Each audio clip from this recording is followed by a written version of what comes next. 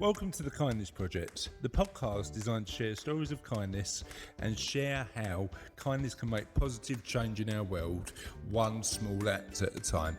In this week's episode of the Kindness Project, we talk about inspiration, testing, and we have part one of our interview with Majida Burch from Big Smile Collective. Welcome, my friends, to another episode of the pretty well established Kindness Project. I'm joined by a girl who is reminding me of some very camp photos that I'm involved in, and a man who is making me want, not a girl, a woman. Sorry, that's really disrespectful, Majida. What would you like to be referred as? I don't care. A human who I do. a bird. No, that's disrespectful. My little chicken, anyway, who reminded me of some very camp pictures I'm involved with, and a man who made me think of the question, what comes before beta?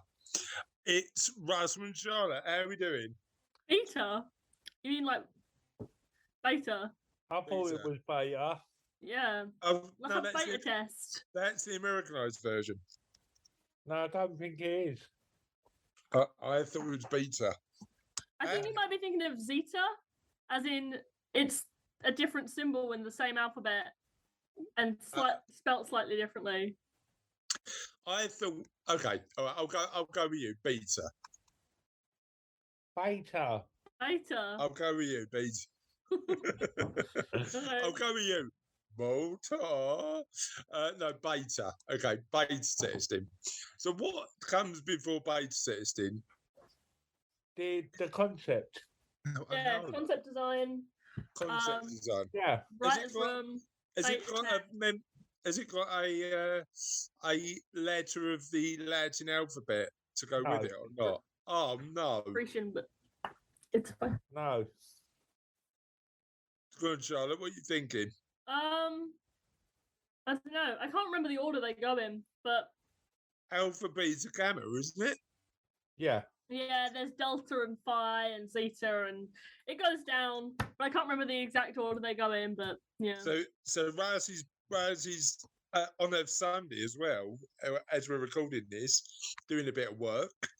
I've been. I get to do any work. No, what you do in the week for our family businesses work? That's what are you talking about? No, that's work. This is stuff I enjoy doing. Yeah, like Russ. Okay, I don't know if this is just a me thing, but do you ever just rise out of bed at random times of the night and have to quickly jot something down because you know you're going to forget it? No, that's just a you thing. Okay. Okay, just a me thing. No, it's. I've heard people talk about that, but I got a voice note thing on my phone. Oh yeah, no, I just open my Google Docs and I'm put it on thinking there. about something. I usually record it. I'll sleep soundly at night. No, I rose at 2 a.m. this morning with an idea for a story. But they do say if you've got something on That's your mind exactly right. It to help you go back to sleep, you should certainly Yeah. make sure that you're writing it down. I don't tend to do that. I tend to sleep like a baby. I don't know. I'm not like that. So you do a voice note, you Raz? Yeah, like talk to me phone. Talk to your phone. What's the last voice note you had on your phone? Last voice note was from last night. Oh, go on. That happens quite a lot then. Yeah, it's, Nightly. yeah, Every night. I'm up most nights. Yeah. yeah. Well, and you wake up most nights. Yeah, nightly. I don't know what nightly means. You haven't got to explain the term. I'm just. Well, we had to explain beta. I just wanted to make sure you know. No. That was your bizarre way of your Americanized way of pronouncing Anyway. it. And right. Hold on. Stay there. What was your one last night, Russ? So it was around the concept that I had the other day. But when I go about thinking about something, usually other things pop up in my mind. Yeah. So I'm looking at a podcast workflow app, and then last night my recordings was around a book club workflow app. No. So Well, build your own book club. no, it's a book club management app where you can vote on books, you can Oh. suggest books, Ew. you can schedule meetings. So yeah, this is all the crazy stuff that just rolls round in my head. Yeah, Russ, if you already didn't know, listeners, Russ is definitely our resident tech guru at the Kindness Project and is a bit good. Now, let me just play what Google thinks beta should sound like. Sorry, how did you guys pronounce it? We can't hear that. We can't Right. hear that. Let me play it again, see if it plays. No. Okay, so Google, the British pronunciation of beta. Google is Google, yeah? No. The British pronunciation of beta is phonetically done B-E-E-T-U-H. Beta. Now you can go for the American pronunciation, which is beta. So actually, chaps, you two, and Google it after. I already did. I've been doing it while we've been sitting here. Ah, so who's right? Who's right with beta? We're Alpha, right. Beta, Gamma, Delta, Epsilon. No. Don't, I don't need the entire alphabet. Eta, Theta, Iota, Kappa. Right. Imsta. Sorry, as we're all British, who was correct? Lambda. we were Right. correct. Nu, Z, Omicron, Pi, Rho, Sigma, Tau, Upsilon, Phi, Right. Key? Not only does We're going to feel like 45 minutes with the Greek alphabet. That's it. I'm done. Done the Greek alphabet. Not only does going through the entire Greek alphabet not make for great podcast material, it is a way. It is the worst way of trying to avoid the question I asked you, Charlotte. So let's go back to it. As we're all British. Yeah, but I've never heard it called a beta test. Sorry? But no, in the specific context, I've never heard it called a beta test. It's always a beta test within the specific context. American. English would call it a beta test. Are we all agreed? I don't want to climb over this. No. Are we all agreed that if we're English, we should do beta? No. All right, let's have beta. Let's have beta. That sounds like we're going out for food, guys. I think let's have a beetroot. You're a beta, yo. Beetroot and chips. Say again. Sorry, say it again, Russ. I said it looks like Charlotte wants to jump down the computer and beat a yo.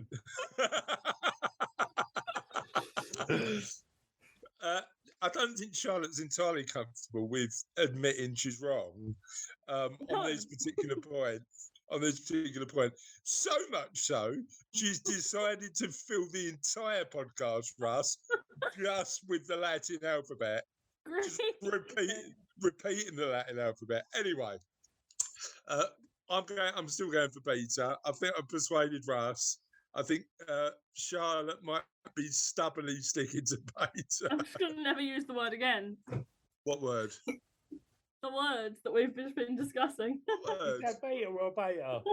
What one are you not going to use? Yeah, Russ, exactly, that one. What one are you not going to use? Beta or beta?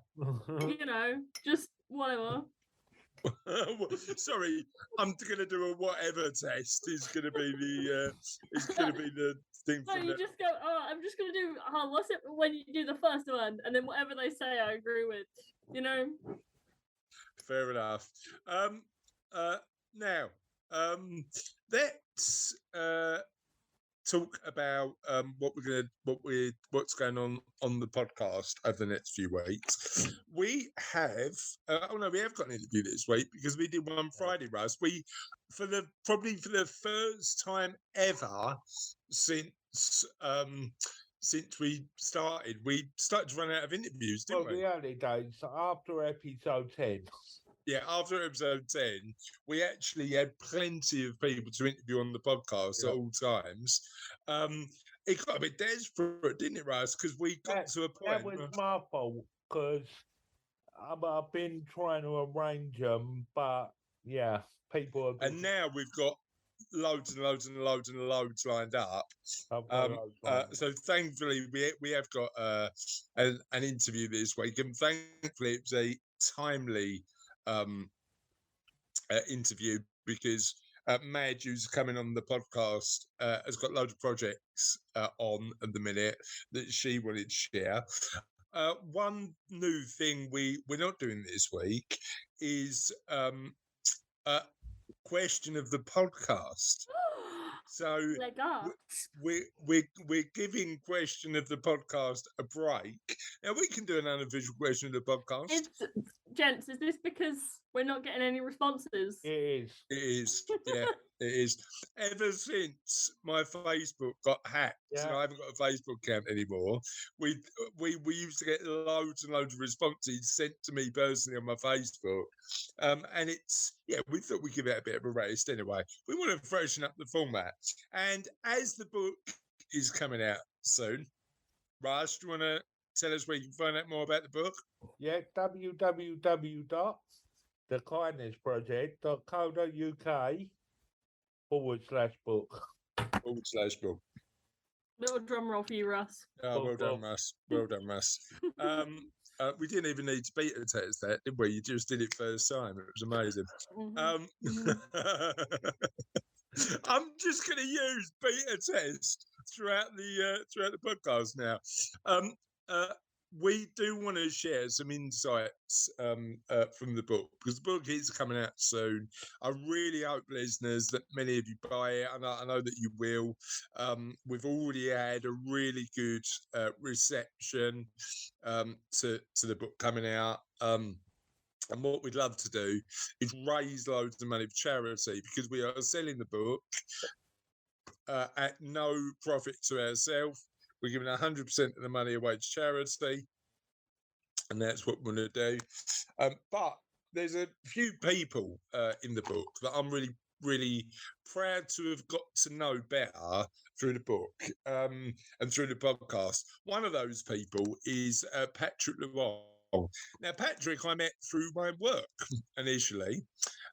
Patrick was a fellow financial planner, really lovely guy who built his own financial plan and realised he didn't want to be a financial planner anymore, which, as compelling financial plans go, is actually a really good result because you're working out what you actually want to do with your life. It's part of a really robust financial planning process. So he got to the point where he went, well, actually, I want to do charity work. And Patrick has been on the podcast and he's due on again, Russ, isn't he? He's coming up in a couple of weeks, yeah. And I've got to be honest, Charlotte, have you ever been on an interview where we've interviewed Patrick? I think I've only been on like 5 or 6 non-live ones. You've been on about 7, yeah. You've been on a few. One of them was Patrick. One of them was Patrick. No, one of them was Patrick. Patrick is a lovely, lovely guy. He's done loads and loads of work over the years for amazing causes, including Good Gym and the charities that he's worked on over the years. He's a brilliant, brilliant bloke. And every time I speak to him, he gives me a brand new insight into being kind because Patrick, I know, is one of the kindest people out there and has made positive change in his own life towards being able to help others. And as I say, we've been lucky enough over the past few years to share bucket loads of insights from some amazing people. Patrick is certainly one of them. However, one of the things I most remember about Patrick was a little bit more recently because we've interviewed him in the podcast a couple of times. But some of you might know that I did the London Marathon last year because I've talked about it on the podcast and stuff like that.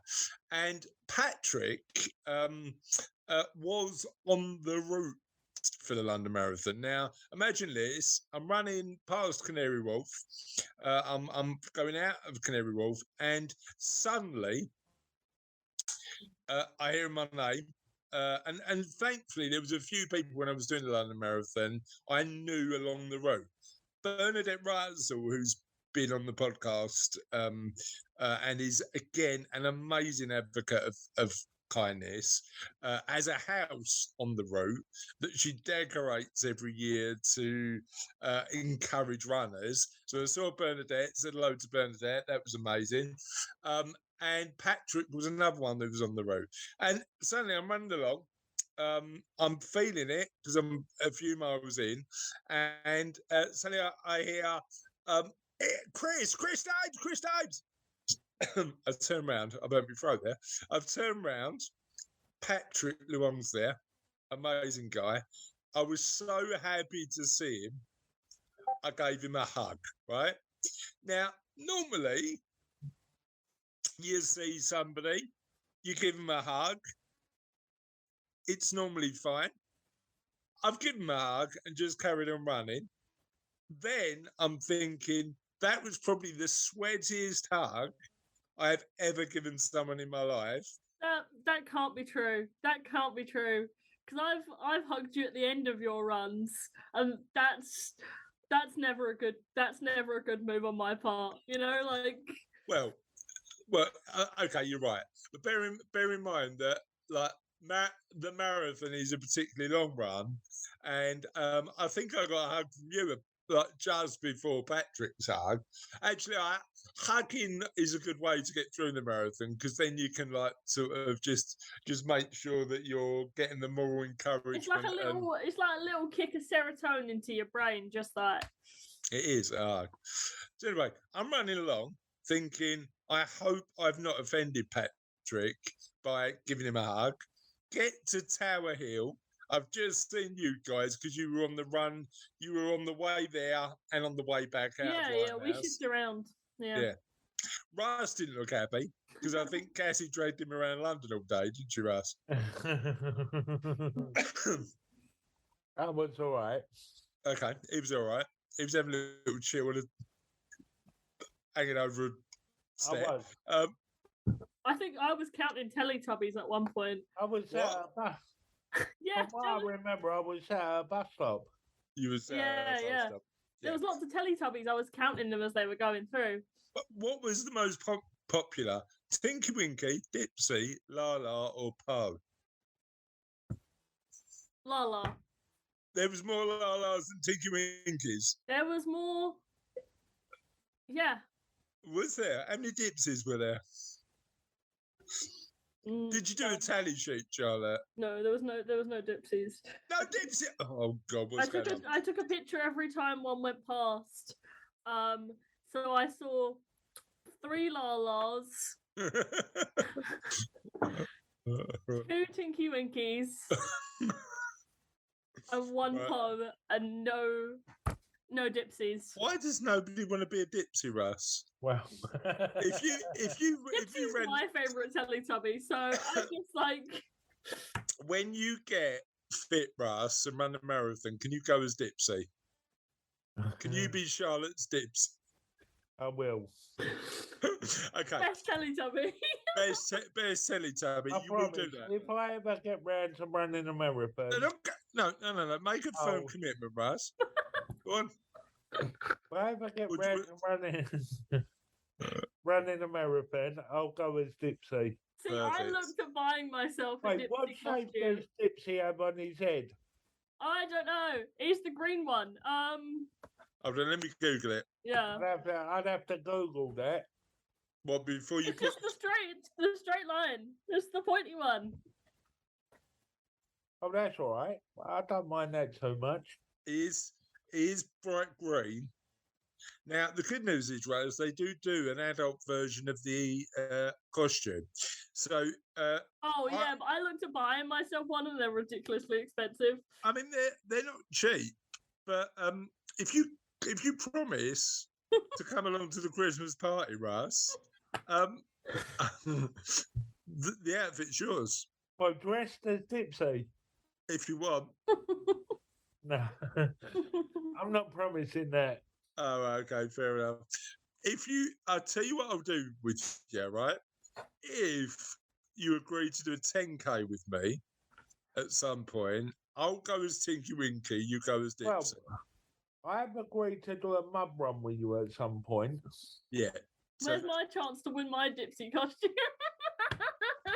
no, Russ is Dipsy. You're going to be How much are the Dipsy costumes? £46.99 on Amazon. Yeah, I have to be Dipsy to buy one. Right, can we get back to Patrick now? We've gone off as we normally do. We've gone completely off tangent. You'd have to be Dipsy to buy one. Russ is on it tonight. Russ is totally on it tonight. But let's get back to the story. So I'm worried about Patrick and the fact that I've given him a big sweaty cuddle. I thought he will probably never talk to me ever again. But it was actually at Tower Bridge and gave me another big sweaty cuddle. So I've got to give one of my favourite people in the world a big sweaty cuddle twice. That's my Patrick story. And I am so pleased he's been featured in the book. And yeah, absolutely love having him in there. So let's move on to even though we haven't got a question of the podcast this week, let's just share with everybody how they can just send us whatever they want. let's do that. We are accepting. I don't want to say anything because that's.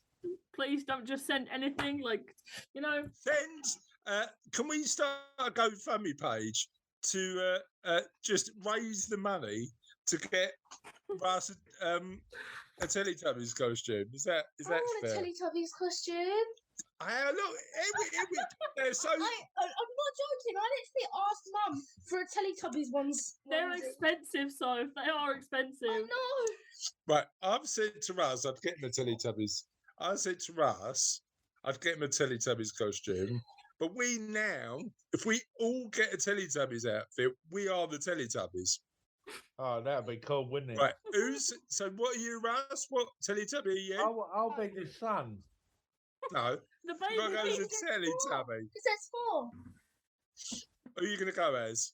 Up Dipsy. I want to be Dipsy. Lala. I want Lala. Right, youngest goes first. Sophie's Dipsy. Who do you want to be? Russ is Lala. I'll take Poe. Poe. The red. Do I get to be Tinky Winky? Yay! Purple one, yeah. Oh, the purple one. Yeah, perfect. All right, let's move on. Let's talk. Apparently, it's blue. It's not. It's purple. Let's talk about where people can get in touch with us. Righto. On Twitter, we're at All of Kindness. Go and follow us over there. On Facebook, we're on. Nope. On Facebook, if you type the Kindness Project into the search bar, we should come up. Same with Google. The website is www.thekindnessproject.co.uk, as Russ said earlier. Follow that one for the book thing. My mind is drawing a blank on the All you need to do is details of the visit book. www.thekindnessproject.co.uk/book, or just go to the website and there's a pop-up that comes up pretty quickly, doesn't it? Yeah, I was on the website the other day and it Flashed. it was right in your face. So very glad for that. Oh, my thing's broken. If you want to email us directly without going through the website or any of our socials, it's ola@thekindnessproject.co.uk. And if you want to get in touch with us personally, Twitter is probably the best option. So you're Dad, you're at Chris Dames. Yeah. I'm at Charlotte J Dames. Dames is DAEMS for both. I don't know if I follow Russell on Twitter. I probably do, but I don't know what your Twitter is off by I heart. don't use my Twitter. Okay, we'll just leave that then. Yeah, fair enough. Raj just stalks you and moans at you if you don't post your. I post did it your last articles. time. I did it last 2 You've times. done this week as well. So Yeah, I'm so saying. it's good. Exactly. It went up. It went up 10 minutes after the article at around 9 p.m. So Yeah, job done. Job done. Right, so let's move on to Kindness News, and we have been on the Kindness Project profiling the amazing people who make up the independent 100 most inspirational people. Charlotte, do you want to tell us a little bit about why Bianca Effany is so amazing? yeah, sure. In 2004, while working as a receptionist at Kingston Hospital Pediatrics, Bianca noticed that small things make a huge difference to families in crisis following a significant diagnosis. She set up Momentum Children's Charity with the mission of ensuring that no family with a seriously ill child has to cope alone. The person who nominated Bianca says she has this special gift of knowing just what a family needs, be that creative therapy for a child struggling with their illness or fast-tracking counselling sessions for grieving parents. The charity currently supports more than 350 families across West London, Surrey and Sussex, with services including counselling, creative therapies, experiences and respite breaks. They also improve the environment for children treated in hospital with refurbishments that transform bare clinical areas into bright child-friendly spaces. That is amazing work, Bianca. Well done for doing such brilliant work for kids who need it. You know what's interesting? I was at dinner on Wednesday, and we had a guy come and present to us about the charity he's involved with. Now we will be getting him on the podcast, Raz, because I know you're in the He hasn't replied to me. I've reached out to him. He hasn't. maybe don't mention it live on the podcast though, Raz. So it might give him incentive not to come. Also, this podcast goes out on Thursday. A lot can change in what 4 days. You might get a response by then, Raz. You never know. So, he will be coming on the podcast at some point. But he works for a charity linked to our hospital. And he said one of his greatest challenges is even though the hospital clearly does all the essentials, they do the operations, they do sort of the care, the clinical element. What they're not great at, and they don't fund, is all the luxuries. So his charity makes sure that if you're in hospital on Christmas Day, everybody gets a Christmas present. If you're going to see, and apologies if it sounds really morbid, but if you're going to see somebody in the mortuary, the mortuary is a pleasant-ish place. It's always going to be tragic, but it's a nice-ish place to go and visit your loved ones. And they do a wide range of stuff just to support people who are in the hospitals, but just want that all of that stuff to make them feel better. So just if you do get an opportunity to support charity that actually delivers some of the nice stuff that makes people feel a little bit more loved and cared for whilst they're in hospital, certainly think about that. I know there's loads of great causes out there, but certainly opened my eyes to not always assuming that the NHS pays for everything that you get when you're in hospital. The other person we wanted to showcase is a guy called James Elliott. Known as the Canoe River Cleaner, James has been regularly cleaning Grimsby's River Freshney since 2020 to provide a clean habitat for wildlife and promote the riverside green spaces for residents to enjoy. It began as a pandemic hobby while James was on partial furlough, carrying out his first river cleaning his vessel on Boxing Day in 2020 and removing 20 bags of rubbish.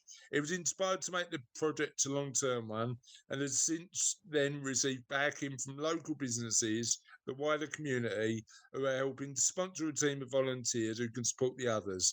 James also informs locals about river safety and swimming guidance. So making our environment a better place to be is certainly laudable. So well done, James, for that amazing work. Let's move on to the first part of our interview this week. We've got Majida Burch from the Big Smile Collective. I know Majida quite well, and she's been involved in sort of community projects for a while, but this one is one that she's got really big ambitions for, and is certainly going to help a lot of people, I hope. So let's listen to the first part of the interview with Madge. Hi Madge, how are you? I'm good, thank you. What's your week been like? Busy. Busy? Why has it been busy? We are starting a new project in Chelmsford, so we've been doing lots on that. Fab. Good stuff. Can you tell us a bit more about that, or is it secret? No, it's not a secret. No, it's a project with the local cultural education partnership. So it's a pilot project, and we're going to be trying to bring some interesting things to detached youth work in Chelmsford, things like music, photography, sport, mixing lots of things into an arts award in Chelmsford. So it's new and we haven't said much about it yet. So that's why I was slightly hesitant, because we're still kind of perfecting how we talk about it.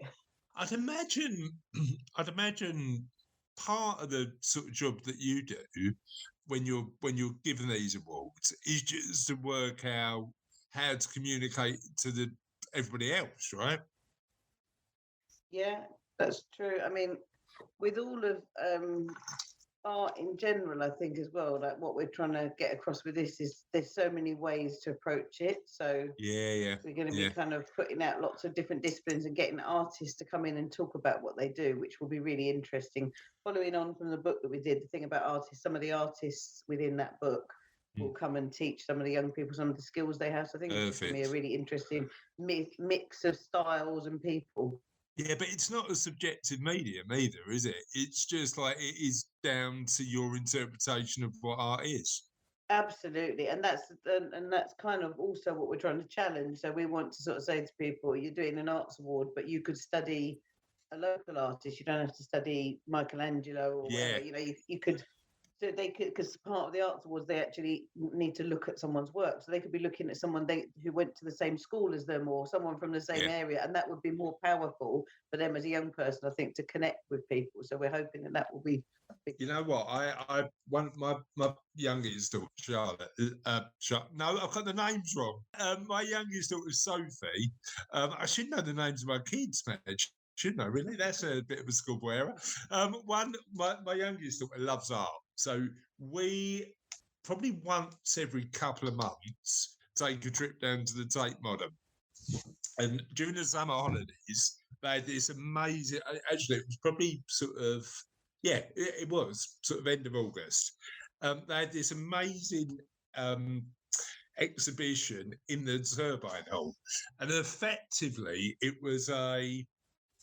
it started off as a completely white space. So it was a house that was not painted, just completely white, and it had 5 or 6 rooms. And part of the art was effectively when you went in to view the art, you got a book of stickers, and what you could do was actually create the art with the artist. So the artist created the environment for you to create. And it was really interesting. So when we went, I think it had been up, I think it was going to be up there for a month, and it had already been up 3 weeks. And you could see these little pockets of independent things people have created, not on their own, just collectively over a period of time. Yeah, that's so interesting when everybody does a little bit of something. Like we did a doodle wall in Romford a little while back, and I think we're going to be doing another one for Halloween. And Lisa was drawing things, but then people were contributing. Adding on. She was drawing around things, or they were turning her things into things she didn't expect. And there's something about that whole collaborative nature of artwork, which is really fun. Yeah, I mean, it it was a really fun event. I mean, it was busy because it's in the middle of the Turbine Gallery in the summer holidays. But you had the kids involved, parents involved. You know, it was amazing. But what you could see was like, I suppose there was like 30 stickers in the book. There were massive works of art that must have been hundreds of people just slowly adding on to that individual's initial idea, and I just absolutely loved it. How do you? We'll come on to the questions in a minute. How do you actively get people engaged more with art? Oh, well, that's a massive question, but I think in terms of the way we tend to be doing it is bringing it to them.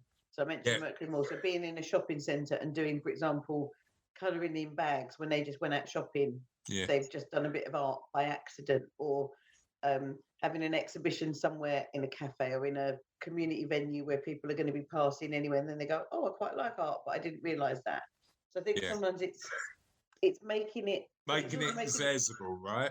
Yeah, but also relevant. So not only is it near them, but is it something they actually find interesting? Because if not, they'll be like, "Well, art's not for me." But you've got to also think about the subject matter, or the way you're teaching it, or the way you're presenting it, so it feels relevant to that person, I think. And you know what, I during lockdown, I really got into Grace and Perry's Art Club on Channel 4, and it was a really, I find him quite a skilled explainer of art, because actually he just explains it in a way that is very is very accessible, and and again, anything could be art, and getting people to actively engage in art during a period where actually they needed something to distract them from what was going on. It was interesting, and we went up to see the exhibition in Manchester when it was on, and it was, you know, a bit of Grace and Perry's work, but the majority of it was people just sending in and getting actively engaged with the process. I do like the phrase "art by accident" as well. Like somebody's just turned around and go, "Oh, I've done some accidental art there." That was unusual. So, talk to me a bit about you now. Tell us a bit about you, your background, what you do, and just tell us about you. Yeah, so I'm Majida Burch. I'm a business owner in Havering, which is how I know Chris. We've run into each other many times at various sporting and business events. And we have. Yeah. So I'm a local business owner. My business partner Lisa is an artist, and I suppose sell and facilitate her art. I'm not particularly creative myself, but I can do digital artwork and that kind of thing. So I get involved in the creative process, but she is the one that generates it all. So we've been a duo for over 20 years, which, quite a while. We met at school and, always wanted a business together, and that worked out. So that's great. I'm working with my best friend, so you can't ask for more. Obviously, so was it in always the room, Chris? So I've got to be careful. Yeah, was it always the ambition then, Madge? Was it always like, what age did you think?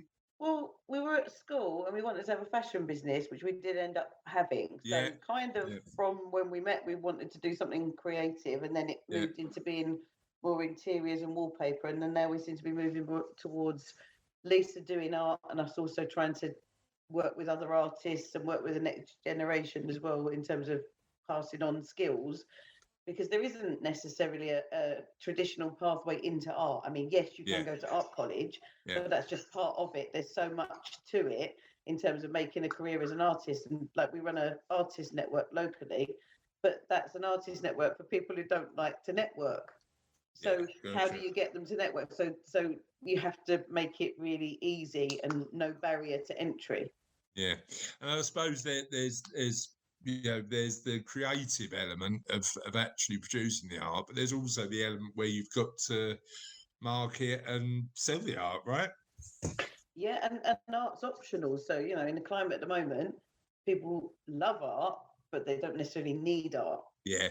And so it's an optional luxury purchase. So we have to get more and more creative with what we do to make sure that it's accessible to people, because there's no point in us selling things for thousands and thousands of pounds to go on one person's wall. It would be better for us to do things that, you know, impact more than one person, really. Yeah, and I suppose it's one eye on the impact you make and one eye on making sure it's sustainable financially or wherever you need to Absolutely, do. yeah. Yeah. How, That too, yeah. so, and I suppose that's the other thing for me. The element that always, like, I don't understand particularly well is when you're having conversations with, you know, Chelmsford or, you know, Romford or whoever it might be about art projects. What are you talking about in terms of the positive impact of art? I suppose it's things like it depends. It totally depends. So we did a mural by Romford Station. So I would say the positive impact of that, for example, was there wasn't any graffiti for all the years it was up. Yeah. People respected it as a space and didn't ruin it. And it was something that brightened up an alleyway. So it really depends that on everybody where the art is sees, going. right? Yeah, you know, the art on, say, someone's wall behind their Zoom screen, you know, that is something that either is identifying them, or so there's always like it's just so personal, all of it, isn't it? I think you've got Brilliant. you've got to kind of go to whoever the client is and work out then who they're serving, and then you've got to work out how the project could touch on their lives in some way, and not touch on it just as, oh look, there's a pretty picture that an artist has done and put near me. It might, a lot of the time now, it's more like wanting to involve the community either in the design of a public art mural or in choosing the artist, maybe in a competition. So there being some element of sort of public vote or public inclusion, or getting community groups to come and work on things. For example, there's a project we might get involved in central London, and for that there is a chance that maybe we'll work with community groups to paint a larger project. So it's trying to find out often with the client who they particularly are trying to serve with that art, and then really tailor the project around it. So a lot of what we do is quite bespoke. Yeah, and it will be. What do I need to know about you that you haven't told me? Right. Well, we need to, I suppose, tell you about our clothes swaps, because that's the newest thing that we've brought into what we're doing. Well, we're definitely going to talk about that. What I'm interested in now is understanding a little bit more about you. So tell me. Oh, Yeah. Okay. Well, I love art, obviously. I like sport, hence the fact that we've met a few sports We things. saw each other at the gym. Yeah. Yeah. So I am doing a group on Sundays, which is for young people, and doing sports and gym, which is great fun and keeps me busy on a Sunday morning. But I've also done community sports coaching in the past, and I'm quite interested in that. But I wasn't particularly sporty, and then I raised some money for St Mungo's after my dad passed away. Me and my friends and family did quite a bit of fundraising for St Mungo's, and I used sport, I guess, as a way to kind of in his memory, but also to get through that time. Okay. So I did lots of things like jumping out of planes and abseiling, and finally ran/walked a marathon. And so I've probably done all the things that I needed to do, but I'm still gently fundraising on that. So sport is kind of part of that journey as well. And I also really like boxing, so I used to volunteer at a boxing club in North London. Okay. Have you ever boxed?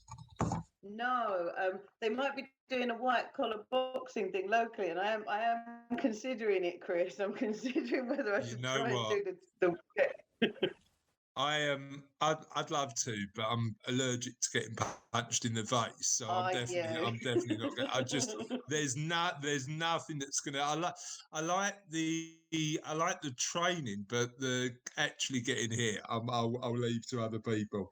Well, yeah, I mean, most of the time the training bit is that's the fun bit, isn't it? The sparring, and I've never got hit yet, but then I've never been in the actual ring. But even in, like, most of the time, if you're any good, you won't get hit, hopefully. Where does the interest? I don't know if you can avoid it entirely, to be honest. But where does the interest in boxing come from? My housing association wanted wellness volunteers, so I was doing some sort of gym qualification. Right. And then I wanted to do some voluntary work around that to make sure that I wasn't just going and getting the qualification and doing nothing else. And then I found a boxing club near me, which was mostly for homeless people, but also people within the community, young mums, anyone locally could come for free and train. So I volunteered there for quite a while. Good stuff. So that was part one. Part two coming up next week.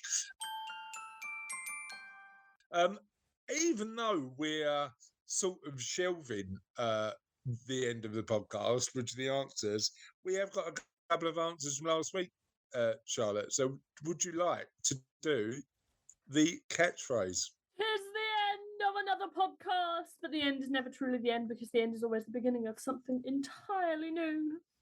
And last week's question of the podcast was about zoo animals, if I remember correctly. What's your favourite zoo animal? And we had, 3 responses? 2.